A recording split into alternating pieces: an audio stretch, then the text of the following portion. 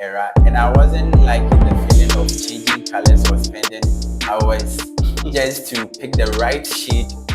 I get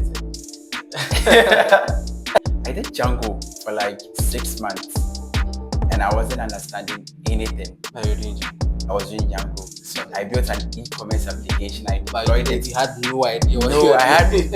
had zero idea of what's Wow. happening. Yeah.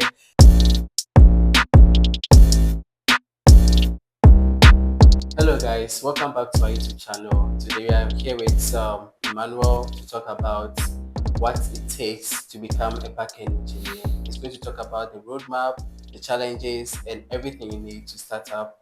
Yeah, so welcome. Okay, Emmanuel. What's up? Thank you. Yeah, I see you made fresh sentences. Yes, sir. Let's get into it. So we are here to talk about what you need to become a backend engineer, right? So I want you to tell us about backend engineering as a whole. What it's about. Give us some short intro about that. Okay, so a little intro about backend engineering, right? So backend engineering, it's basically, just as the name sounds, back end. What's happening behind the scenes. Okay. So the movie lovers, I would say behind the scenes. Okay. Yeah. So pick any application, pick your mobile app, pick any application, right? You have, and then just think about what's happening behind the scenes. Okay. Pick your WhatsApp, send someone a message, and then think about how it was possible for that person to receive the message you sent by clicking on a green button to send, right? Yeah, so there are many applications. Every application we are using right now, there's something behind it that's making it work. So if I get you right, basically whatever we don't see on the application going behind the scenes. That's right. Okay. That's right. All right. Okay. So can you tell us a little bit about your journey, how you made your decision that upon all the fields in software engineering, chose backend as your specialty? Like, what inspired you?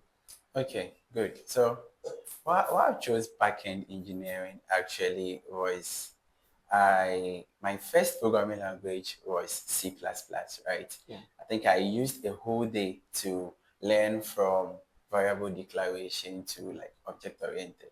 Yeah. Right. From morning to evening. Yeah, sure. From Wow. morning to evening. Yeah. No, think to functions, right? Yeah, function, return types and all those things. I used the whole day with a friend who like was really experienced with C++.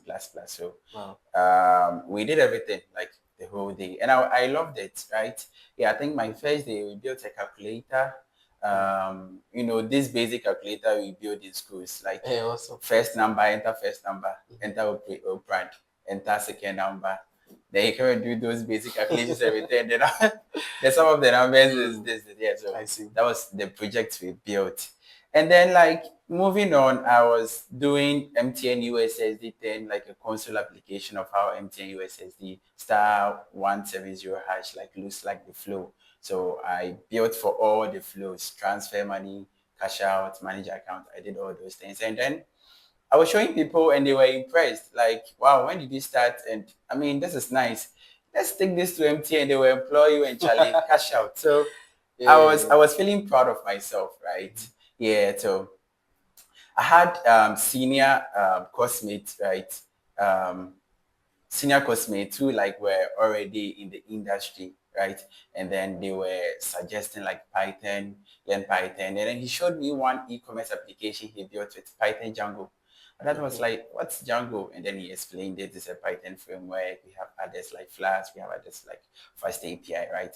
And I found it like a very good interest. Though he showed me the front end of the e-commerce, but I felt like it's part of backend because he showed me he built it with Django. Yeah. So I was like, oh, this is really cool. Let me try it, right? So I think for 6 months, I was just doing my C++. I wanted to be really good, understand the programming concept before I switch to any other language because the recommendations I was getting was learn Python, right? So you remember, I think it was one vacation that we both like agreed. Yeah, that yeah. you are going to choose front Front end, end. I would choose back end. Yeah. It was straightforward because I had already done most of the things I was doing in In C++, C plus so plus. I was just relating them and learning the syntax. And then that made me found love for backend engineering, right? Mm. I was loving the concept of you really thinking for the system, okay? You really like doing the magical things behind it, right? Because I Okay. think I did HTML, CSS during that era, and I wasn't liking the feeling of changing colors or spending hours just to pick the right shade of blue. I get it. Yeah, so it Yeah. was so boring to me, right? So and I really love the logic. So that's where my love for backend engineering started. Okay. Yeah. Okay. All right. I like that. Yeah. So with that said, right? So can you give us a roadmap? You know, you started from C plus plus, you did 81 CSS, then you came to Python and all of that, right? Yeah. So now can you give us a roadmap to becoming someone like you, a backend engineer? Okay, good. So a basic roadmap I can give is there are many programming languages out there. There are many backend frameworks out there, right? So I'm just gonna pick a few to talk about, right? So Okay. the basic roadmap is if you want to become a backend engineer, you can choose Python or JavaScript or PHP, right? Or Ruby or Java, right? Okay. You can choose any of these languages I've mentioned. None is better than the other, just that, they are all based on the client, what the client needs, what the company needs, what the industry is using mostly, but they are all equal, right? None is better than the other, right? Yeah, so they all have their trade-offs. So you can pick either Python, JavaScript, Java, or any of those languages I mentioned. You learn, you understand the concept from declaring variables through to object-oriented programming, Program. right? You just try to build as many hobby projects as you can, right, with Okay. them. So with Python, to people I mentor, I make them like actually do much with the Python console like they are building real applications. I can make them do like a console application, like a console e-commerce application, just do something, connect to an SQLite database, and then just save something, Mm. retrieve it. I can even let them use files, and then you'll be saving them in All TXT, in the console. CSV, exactly. Anyway, or in the console, Yeah. sure. So you just play with it, right? And don't just learn the syntax. Don't just go and like split your screen, get a YouTube video on the other side, open your text editor, and then if they type if I else mean, and this type else. generation is different from ours.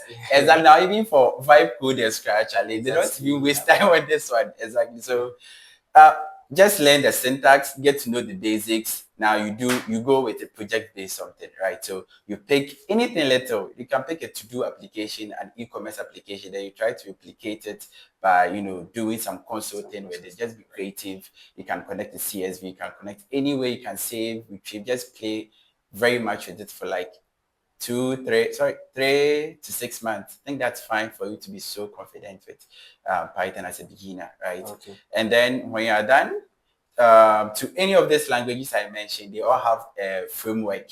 So the frameworks are, let's say, an advanced like package, right? It is based on the primary languages, but they are advanced to do the advanced things like the database connections in productions, all these things you are dreaming of or you are thinking they are so difficult there.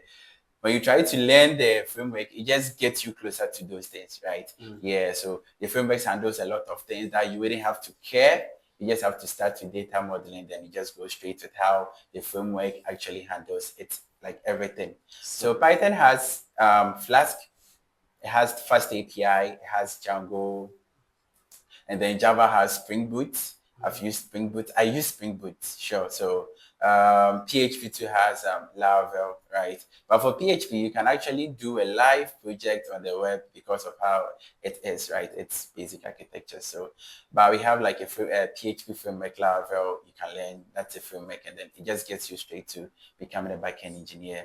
And then the other, like Ruby on Rails too is a framework you should learn, right? So after learning the primary language, you stick or you step into learning the framework, and Mm-hmm. then that's all. When you master the framework, now you can call yourself a backend engineer, and then the advanced things will come later, scaling, security, those things, So just learn the language, go straight into the framework, and then the rest will come later. Yeah. Yeah, that's a solid one.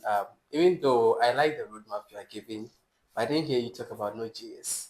By the way, guys, I love Node.js because I'm a JavaScript guy. I love the syntax of JavaScript.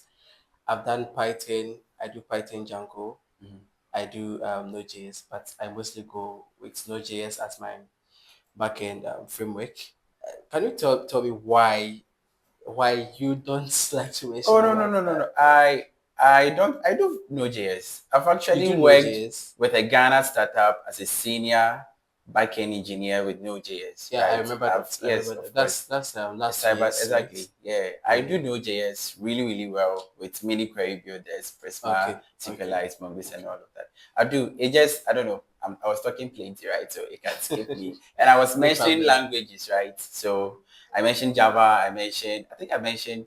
Did I mention You did mention JavaScript? JavaScript as a language, and that's really, really Oh, okay, something. okay, okay, okay. So I mean, you people JavaScript can too. fight with him in the comment section. Exactly. So JavaScript too has Node.js. Then Yeah. you just keep on. Sure. It will show you. Just pick Node.js, and then the rest will come along with it. How to connect to the database, how to model your data, and all Yeah. that. Yeah. Yeah. So I'm not choosing any over the other because they are all I think equally good. They recently the have their project we trade-offs. worked on, you Yeah. used Python Django, Yeah. and I'm using Node.js, Exactly. right? Yeah, Exactly. so that's that. You can go for any of them based on which language you are centered on. So if you are your core language is Python, Python Django is really a Exactly. good. Exactly. If your core Fast API language too is is fine. JavaScript, you can Mhm. choose Node.js, and you are good to Exactly. go.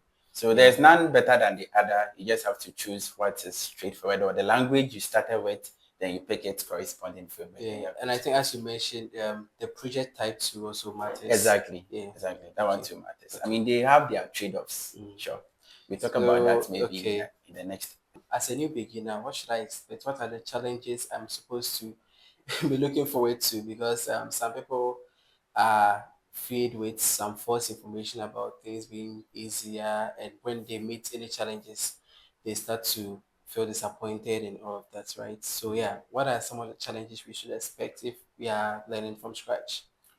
Okay. So for challenge, there are many challenges you face. Like even if you become a senior software engineer, you still face many challenges. Exactly. Yeah. You just have to be consistent and just love what you're doing. Okay. Mhm. So for some of the challenges I faced when starting was actually I did Django for like 6 months Mhm. and I wasn't understanding anything. Now you're doing Django. I was doing Django. Solid. I built an e-commerce application. I But you deployed didn't. it. You had no idea what you No, were I doing. had no, I had zero idea of what's happening. Wow. Yeah. So I built, it was an e-commerce thing. I built it for my sister, right, to Okay. sell soaps. I built it and then deployed it free on Heroku. At that time, it was After that, free. yeah. Yeah, but they That's later like deleted 7 years everything. ago. Yeah, no, okay, 5, 6, 7 years ago. Yeah. Yeah, yeah, Okay. Heroku. So that's you're looking at 2020. Is that it? Okay, 2020. Sure, 2020. sure, sure. So, what was I even saying? You're talking about the application you built with Django without knowing what Okay, was. yeah, sure. So I built Django. I did Django for 6 months, and I wasn't understanding anything. Right?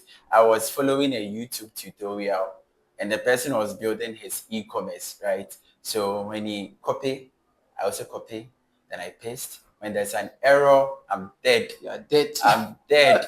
So the only thing that was helping me a bit was when it comes to the view side. That is, at least I'll see the raw Python a bit, right?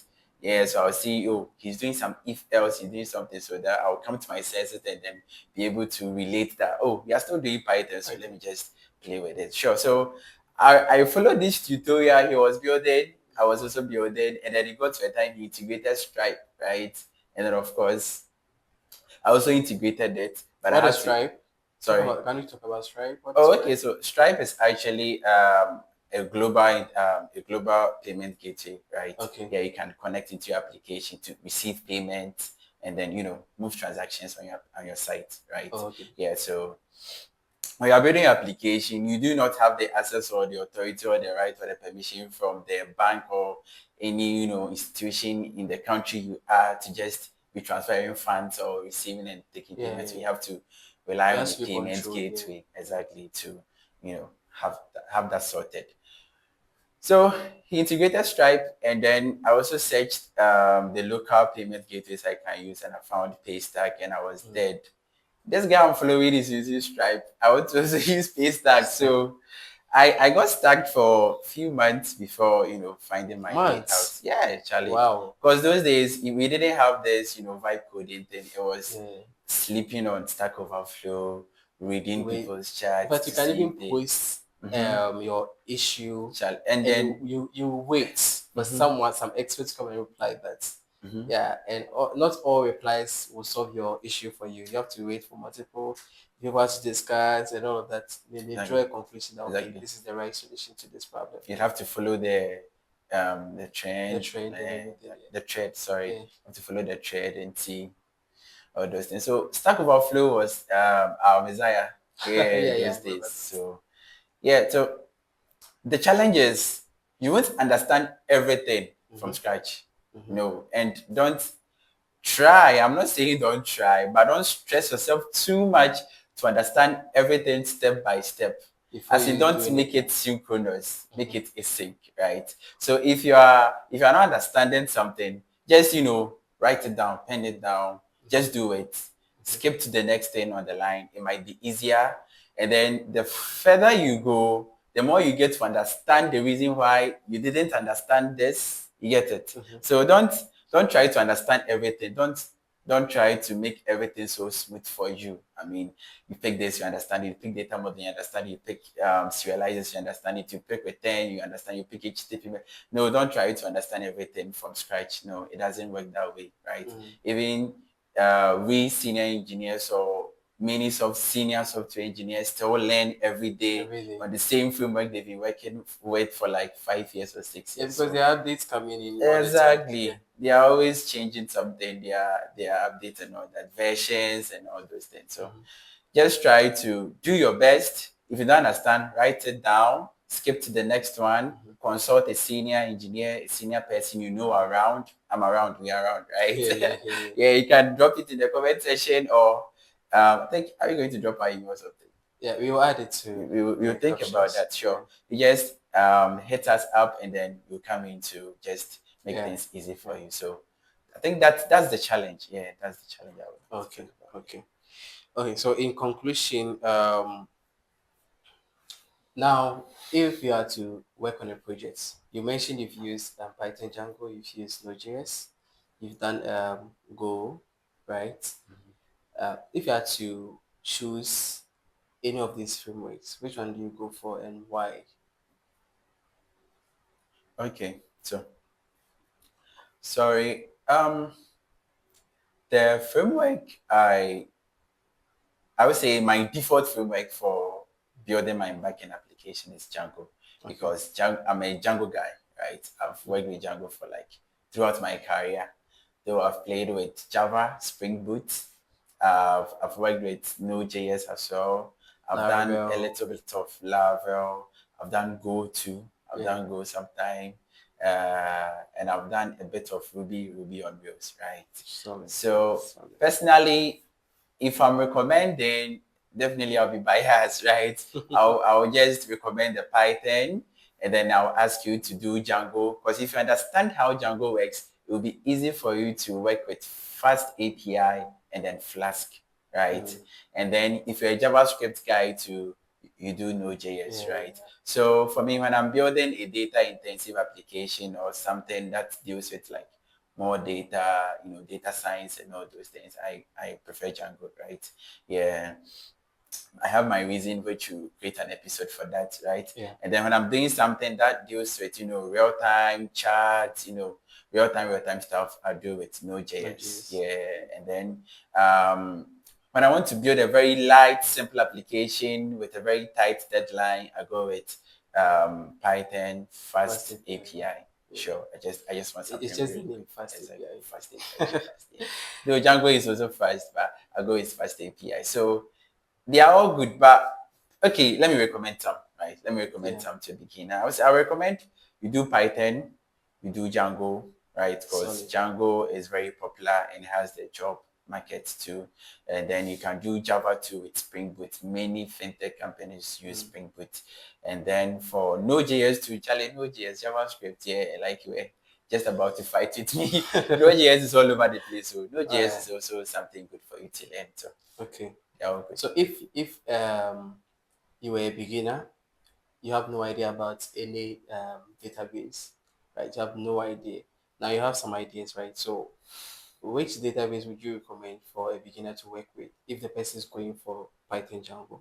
Oh, Python Django, MySQL, Postgres. By default, I I want use you to Postgres. choose just one. Postgres. Yeah, Postgres Postgres SQL. Sure. as a beginner. Sure. Okay, solid. Exactly. All right. So this will bring about the end of this video. Thank you, Manuel, for this insight. It's an amazing moment talking with this guy about his stories and everything he's doing in his field.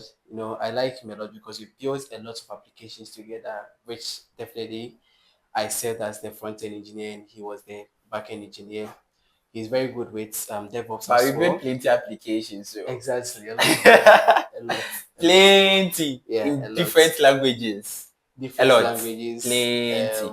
Plenty. mostly in Ghana, some around different Yeah. countries, Zimbabwe, A lot. Yeah. Kenya, South Africa, USA, Gambia, in Europe. USA.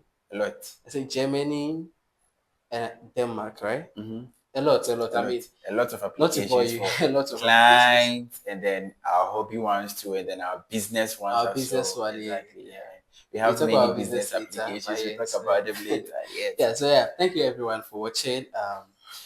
We love you all, and we are going to bring you nice, insightful topics to talk about all these things you should know coming up as a software engineer.